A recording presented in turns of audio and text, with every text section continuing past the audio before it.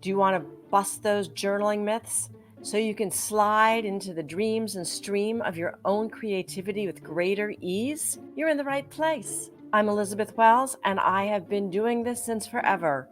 I have been writing and dreaming and scheming with my creativity since before the age of 7, and I help people like you get to your creativity in multiple streams of ways. But today we're talking about journaling. Let's get started. Myth number 1, only writers write. Only people who are creative write. That's not accurate. You don't have to be a writer to pick up the pen and journal, because journaling is about self-expression. And secret number 1, everyone is creative, including you.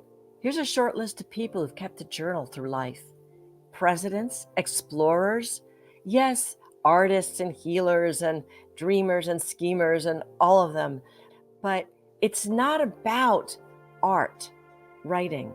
It's about creativity, and you don't have to be a writer. Myth number 2, you have to be a good writer to journal or create.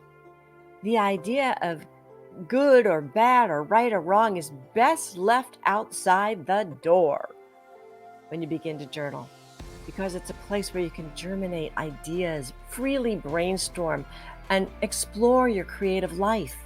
There's a beautiful quote by Rilke, and it says, "Works of art are of an infinite solitude, and no means of approach is so useless as criticism.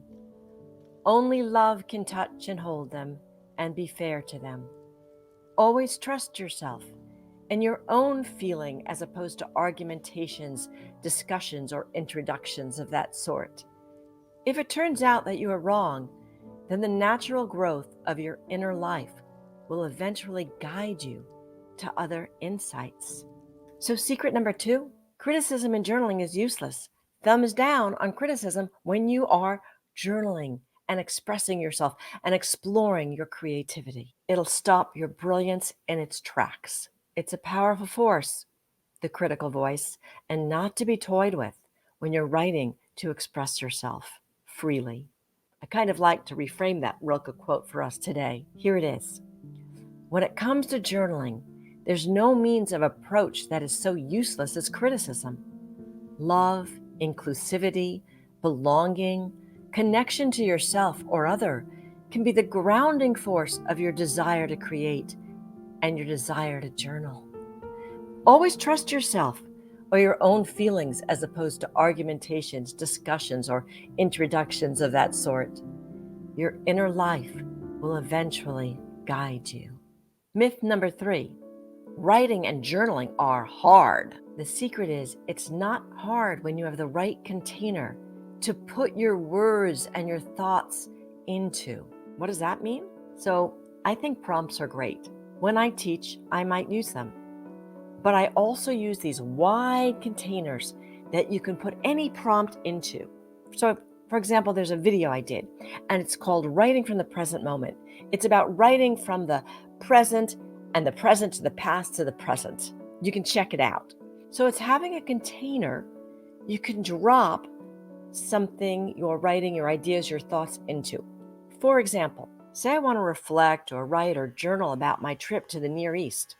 Well, maybe I'll start today and where I am right now and reflect back on what occurred, where I was, who I met, how I felt about it, what I remember, and then write forward to today again. That's one way.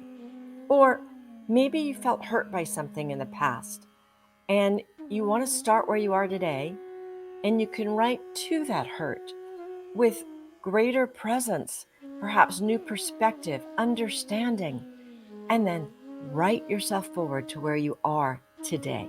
And this one I love. Say I want to write about my favorite great-grandmother tree out in nature and how she waves in the breeze. And I want to write about what it means to me. I want to create poetry out of it, how she shades the house and provides limbs for birds to rest on and for squirrels to bury their nuts under. So I'm going to write back to when she was planted, or to what I imagine of her time being planted, and of her time on earth, and what she, great-grandmother tree, observes. And then I'm going to write forward to our communion today, to me sitting under the tree and resting in the shade. Prompts are wonderful. I have nothing against prompts, but I like to create containers that you can put anything into. So writing about the present moment, writing about the present to the past to the present. Maybe a slight deflection, but a way in which you can discover that journal writing doesn't have to be hard. How many people have come into my classes and said, I'm not creative? And they walk out day one and they're like, I didn't know I was so creative. Because they were given the right tools.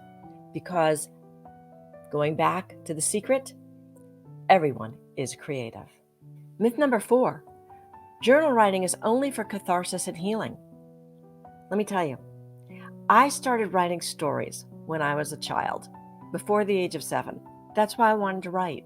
That's how I came into writing and journaling. Then I started writing down and journaling my dreams.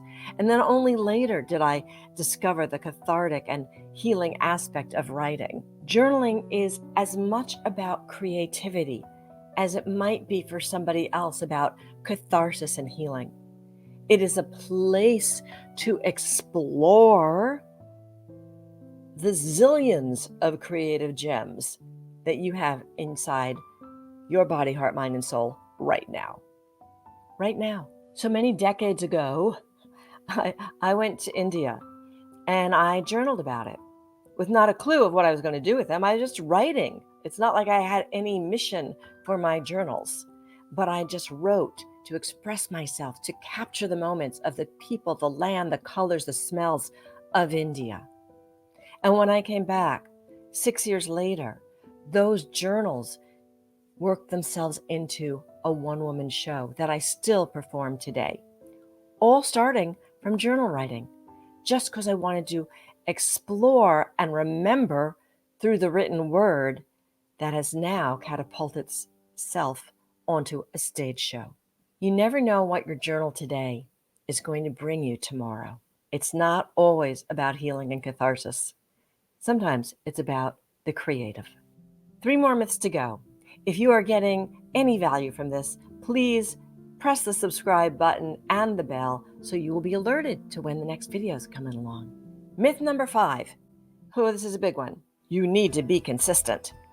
You need to set yourself up a routine and journal every day, or journal twice a week, or journal morning and night.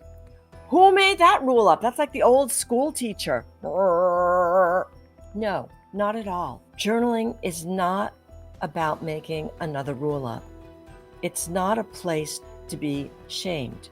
We don't need that in our creative lives. Journal when you want to journal. Write when you want to write. Don't write when you don't want to. Not everyone has to write all the time. There are seasons. There are seasons. And remember, it's about your freedom. Your freedom, your truth, your life, your story. Myth number 6. There's only one way to do this. Woo! Who made that one up? Yes, we have guides and prompts and possibilities of ways to write and journal and expand our vision of what's possible for us. There are as many ways to do that as there are people on the planet. I also teach and create meditations for people. And it's not always about sitting and breathing in a certain way. It's a tool. There are many, many paths. There's this Chinese proverb. It says there are many paths to the top of the mountain, but the view is always the same. The sense of connection, the felt sense, the sense of freedom or peace or stability or love might be similar when you touch into the deep recesses of your soul. But there are many ways to do this. There's another beautiful quote. Many paths lead from the foot of the mountain, but at the peak, we all gaze at the single bright moon. And there are many paths leading to the top of Mount Fuji, but there is only one summit, love. And so there are many ways to create, to write, to journal, to express yourself, to heal, to have catharsis. There are many ways. Don't let anyone limit you to say this is the right way. There might be a right way for you, but it is not for all. And everybody else's right way might not be right for you. And finally, myth number 7, everyone should write and journal. That's another rule. People come to me and I'm like, you don't have to write, you don't have to journal. It's not always about writing and journaling. It's a tool. It's a way. It's an avenue. But it's a way that can be incredibly playful and freeing when you know how to do it for yourself. When you get to play in the stream of your own creativity, using your vision, your voice, your words. It's a place to explore ideas, gain clarity, have perspective, reflect. It's a launching pad. It's a trampoline for your life, for your creative vision. And that's why it's important to bust some of these myths, so that if you choose to use this incredibly precious tool, it can nurture your creative babies, like great-grandmother tree was nurtured at one time in her life to become a huge oak, sharing its shade with others. Your creativity is a gift to a world in need. Journaling is one way to access it, writing down your ideas, your poems, your stories, your healing, catharsis, whatever it is. And it's beautiful. Let's keep busting those myths so you can get back to your creativity and your creative voice. There's a PDF with 33 quotes on creativity, inspiration, and writing for you below. Over and out. Peace.